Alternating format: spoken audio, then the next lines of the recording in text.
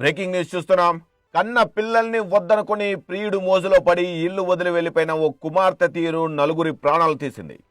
కన్న బిడ్డ ఇల్లు వదిలి వెళ్లిపోవడంతో అవమానంగా భావించిన ఆ తల్లి ఆవేదన చెందింది.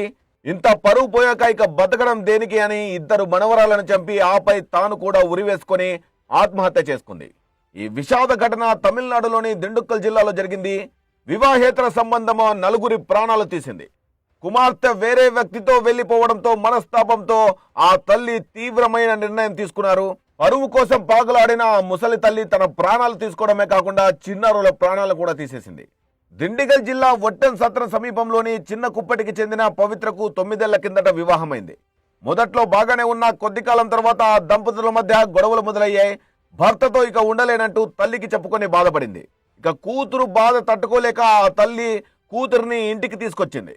ఇక అప్పటి నుంచి పవిత్ర తన కుమార్తెలు లితిక్సా, దీపికాతో కలిసి చిన్న కుప్పటిలోని తల్లి కాళేశ్వరి ఇంట్లో ఉంటోంది. స్థానికంగా పనిచేసుకుంటూ జీవనం సాగిస్తోంది పవిత్ర.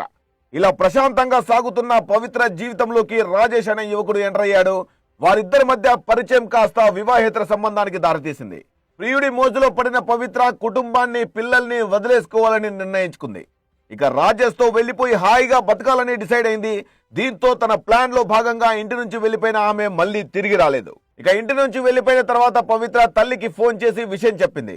దీంతో ఆమె వేరే వ్యక్తితో వివాహేతర సంబంధం పెట్టుకుని వెళ్లిపోయినట్లు తెలుసుకున్నారు పవిత్ర తల్లిదండ్రులు. తీవ్ర మనస్తాపం చెందిన తల్లి కాళేశ్వరి కన్నీటి పర్యంతమైంది.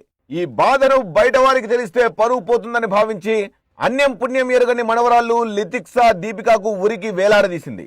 ఆపై ఉరి వేసుకుని ఆత్మహత్య చేసుకుంది. ఈ ఘటన తమిళనాడుతో పాటు దేశవ్యాప్తంగా కలకలం సృష్టించింది. ఘటనా స్థలానికి చేరుకున్న పోలీసులు మృతదేహాలను పోస్టుమార్టానికి తరలించి విచారణ చేపట్టారు. ప్రస్తుతం పరారీలో ఉన్న పవిత్ర కోసం పోలీసులు గాలిస్తున్నారు.